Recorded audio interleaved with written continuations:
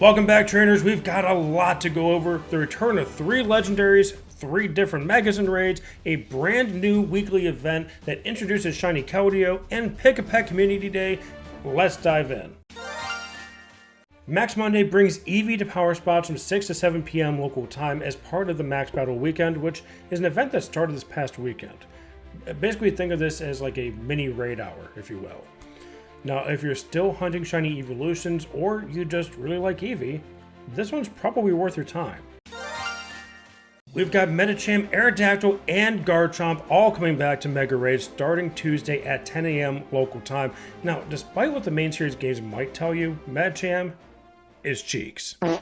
Now, it's decent in game where abilities exist, like Pure Power, for example, but Pokemon GO doesn't have abilities, and I don't see those coming to game anytime soon. So now Medicham is relegated to being poopy butt cheeks. Don't believe me? Well, here's a screenshot from a very reputable source that agrees that it's poopy butt cheeks. If you still need it for your Pokedex, here are 7 counters to help you out, though honestly, that might all just be overkill for a yoga enthusiast. Next up, we got Mega Aerodactyl, and spoiler alert, this one's not horrible, even though it does look like it wants to be the lead singer of System of a Down. Mega Aerodactyl ranks as the 5th best rock type in the entire game, which is pretty big when you think about it. Just how many flying types are in legendary raids all the time? You need those rock types. Now, it does have 5 weaknesses, but I recommend these counters right here behind me, and Pete, my boy, Metagross, making its way onto the leaderboard not once, but twice. It's just that good. And finally, we have Mega Garchomp. This show-off sits in the top 3, not just in 1, but 2 categories, both Dragon and Ground, which makes sense. This thing is a pseudo-legendary. This unit maxes out at over 6,000 CP. It's over 6,000 CP. Now keep in mind, Garchomp will be weak to Fairy and other dragons, and Ice moves, especially Ice moves. Ice is Garchomp's natural enemy, despite this very misleading screenshot from Legends Arceus. But here are the top 7 counters to help get you started when you're building your teams. And one more pro tip for you: if you have a max level Mega Dragon like Rayquaza, Salamence, another Garchomp you already had from before, keep it actively Mega Evolved while you raid. You get more candy bonuses that you want and need. The Swords of Justice return to 5-star raids along with the Megas at 10 o'clock on Tuesday. Terrakion, Cobalion, Virizion, they're all solid choices, but for different reasons. Let me explain. Terrakion is a rock and fighting type that ranks 13th as a rock attacker and 4th as a fighting type. This thing pumps out damage, but it also kind of reminds me of that one kid in high school who was like allergic to seemingly everything. You know the one who grew out of the high school awkward phase, went to the gym just to get big and buff, but doesn't help the fact he's allergic to half the planet. That's Terrakion in a nutshell. Now, Terrakion hits hard, but it takes super effective damage from 7 different types. Now, if you want to take advantage of the allergy list, here are the counters I recommend. Cobalion is a steel and fighting type, and as a raid attacker, it's not going to blow anyone away, but it does have some good PvP utility. It ranks in the top 30 for Ultra League and around top 85 for Master League. And before you say, oh my god, 85? That's terrible. Remember, Master League literally includes everything. So top 85 out of like 1,000 some? Pretty good. Now the steel typing helps a ton though. Only 3 weaknesses for Cobalion: fire, fighting, and ground. Now if you're a PvP player or you just really want that really cool looking shiny, here are 7 counters to help you out. Now it is pretty easy to take down, and it can be duoed by 2 very high level trainers with optimized teams, like the ones I just had on screen. So if you missed those, go check them out. Finally, we've got Virizion. It's a fighting and grass type, so flying attacks will completely shred this thing. And it's also weak to fire, ice, fairy, psychic, poison moves. Anyway, it is another PvP darling, ranking top 10 in Ultra League and top 100 in Master League. As a raid attacker, don't bother. Here's another screenshot proving that I'm right. That said, it's probably the coolest shiny of the trio, and it does make a fun build around in PvP. Here are the best counters to help you out, and shocker, flying types dominate the list. As always, all 3 of these Pokemon will be taking over gyms during raid hour this Wednesday from 6 to 7 p.m. local time. Now, we've mentioned PvP a few times already, very recently, actually, like last segment, recent. Segue! All 3 flagship formats return this week starting at 4 p.m. EDT on Tuesday, but with a bit of a twist. They're catch cops. What does that mean? That is a very good question, person who audibly asked out loud while looking at their phone. Yes, I heard you, and it is very distracting. Now, catch cop just means that only Pokemon you caught during the current season are going to be eligible. Otherwise, it's business as usual. 1500 CP limit for Great League, 2500 CP limit for Ultra League, no limit whatsoever for Master League. Now, PvPpoke.com, who have been beating their drum for literally months now, they're still going to be your best resource when building your teams, but just keep in mind, some of the Pokemon listed there might not have been catchable during this past season. Scraggy takes the spotlight this Tuesday at 6 p.m. local time with a 2x catch XP bonus. So hit those excellent throws, drop some lucky eggs, and stack that XP. Now, Scrafty used to be one of the top PvP options, but it's really fallen off as stronger picks have entered the pool. It can still show up in limited formats, but let's be honest, it's really fallen from grace. That said, it's eventually getting a brand new Mega Evolution thanks to Legends EA. Will that make it good as a raid attacker? Well, funny you should mention that. I'm actually working on a video right now ranking all of the brand new Megas, so be sure to check out that video once it drops. Okay, so my editor wants a break, and honestly, I'm sure you do too. So here we go. We are going to take a 15-second breather. Give your brains a rest, give my editor a rest. Well deserved. Has it been 15 seconds yet? Probably not. Okay, well, with the last few seconds of this break, hit that subscribe button. It will make me so happy. And that's really the most important thing, right? Well, other than you guys getting the information that you need, I guess. All right, break's over. You're well rested. My editor's well rested. Let's tackle the last 3 heavy hitter events of the week. Tuesday kicks off the final weekly event of the season, Final Justice. It starts at 10 a.m. and it will be running through Sunday at 8 p.m. local time. This is the big finale, the conclusion of the season-long special research storyline. Event bonuses will include a second free daily raid pass from spinning those gems and shiny boosted odds for Hitmonlee, Hitmonchan, and Hitmontop. Usually that's like around 1 to 64 odds or 1 in 128 depending on which site you want to believe. They don't really have to commit to anything since they don't tell us anything, so we just have to guess and base it off what Reddit tells us. And for the headline, Resolute Form Keldeo makes its debut, learning its signature move, Secret Sword. Now, completing the final page of this season's research will let you change its form for 50 candies. Now, speaking of Keldeo, yes, the shiny is being released, but it's behind an $8 paywall as part of a brand new Masterwork Research. Now, if you're new to Pokemon GO or you've been out of it for a while and you're just catching up, let me quickly explain for you. Masterwork Research is like Niantic's version of an ultra marathon.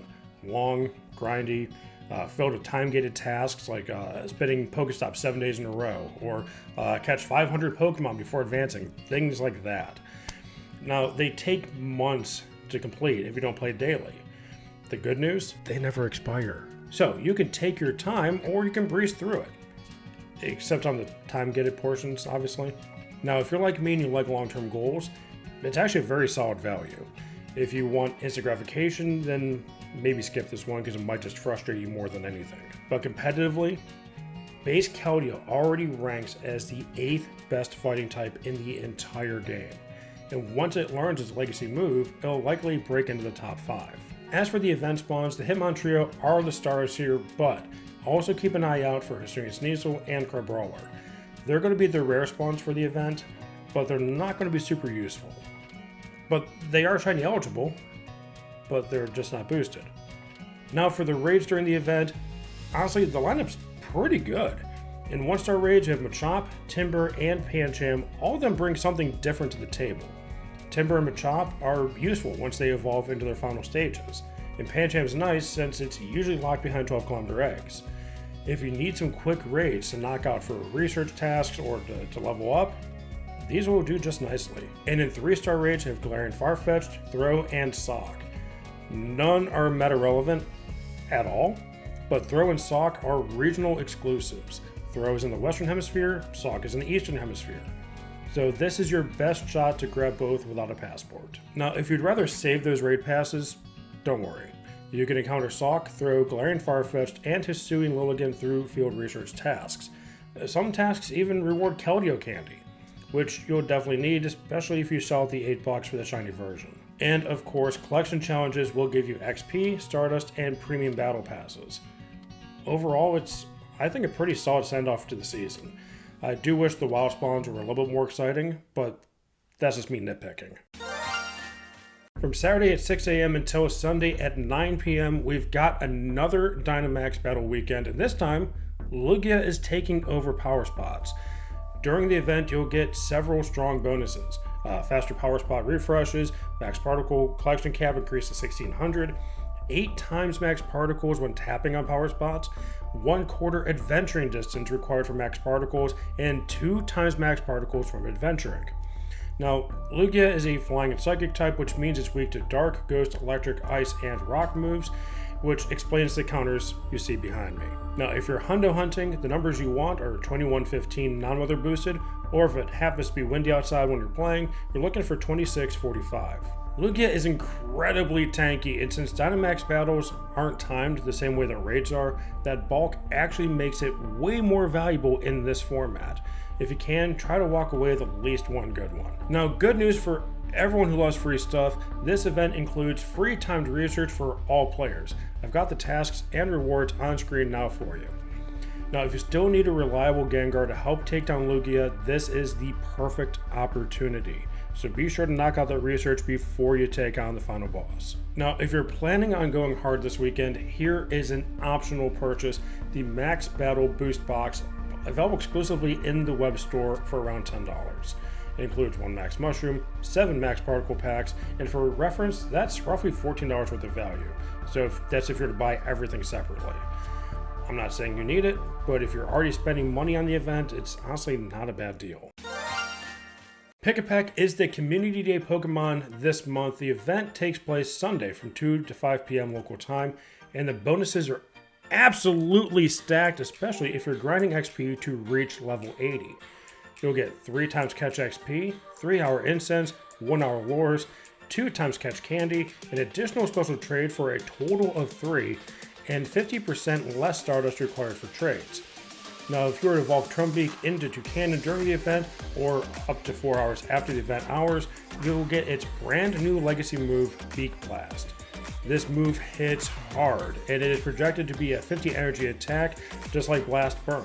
So in PvP, it is possible that this thing could knock out threats like Clodsire and Cradilly that have been dominating Great League formats for a while now. Now, I don't think it's going to be an ace necessarily, but it could be a nice little meta breaker. Toucannon maxes out at 30-40 CP as a hundo. Without Beak Blast, it already ranks at 45th among flying types, which isn't terrible, but isn't great either. But with this move, it's looking like it's going to be a huge upgrade over its current optimized move of Drill Pack. Now, if you're newer to raiding and you don't have access to heavy hitters like Rayquaza, Salamence, Yveltal, this would be a very solid budget option. Make sure to take up to 5 buddy snapshots for photobomb encounters. It's an easy way to score free encounters and also chip away at your cameraman medal. If you're grinding to level 80, trust me, make as much progress as you possibly can on those platinum medals. You'll thank me later. Now, from 2 p.m. to 9 p.m., Pikipek will have a higher spawn rate at Pokestops with active lures. So that's 4 extra hours of playtime. Good research tasks will reward Pikipek encounters, Stardust, or items. And if you're chasing hundos, 390 CP is the magic number from research.